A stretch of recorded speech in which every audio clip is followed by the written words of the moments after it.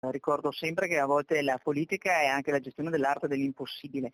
Se si vuole si ottiene perché i meccanismi ci sono, i tempi ci sono, il contenitore è anche corretto. È chiaro che questa è una proposta che proviene dalla Lega e chiaramente poi la discussione non viene fatta viene fatta insomma a livello di vertici. Insomma, se c'è la volontà politica si può fare, questo fa intendere la senatrice vicentina Erika Stefani dopo aver presentato con i colleghi veneti a Palazzo Madama un emendamento per superare il blocco del terzo mandato per i presidenti di regione, che in Veneto significa solo e soltanto una cosa: consentire la rielezione di Luca Zaia.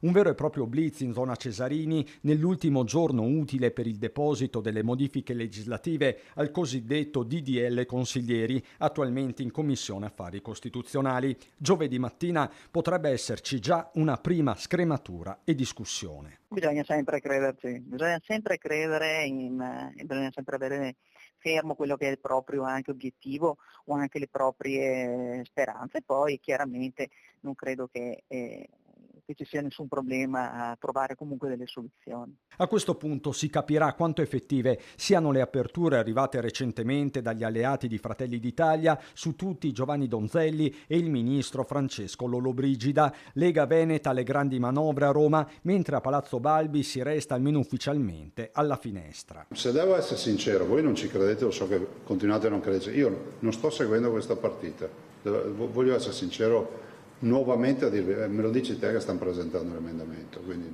non lo so. Di provocazione della Lega parla il Partito Democratico. Soltanto poche ore prima il segretario Dem Veneto Andrea Martella aveva usato queste parole ospite della nostra edizione del Mezzogiorno. Questa assurda telenovela del terzo mandato, il quarto per Zaia. Si va quindi alla conta, con quali conseguenze per la tenuta complessiva del centrodestra veneto, tutte da valutare.